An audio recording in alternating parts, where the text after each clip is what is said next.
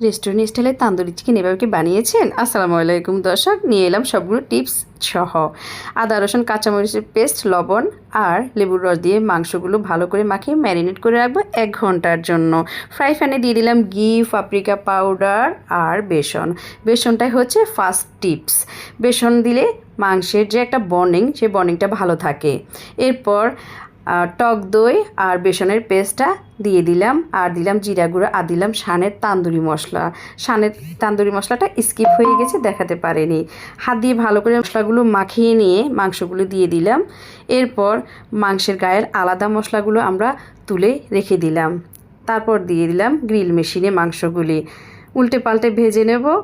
আর কয়েকটি মাংসের পিস আমরা চুলায়ও একটা ফ্রাই প্যানে ঘি দিয়ে বসিয়ে দিলাম।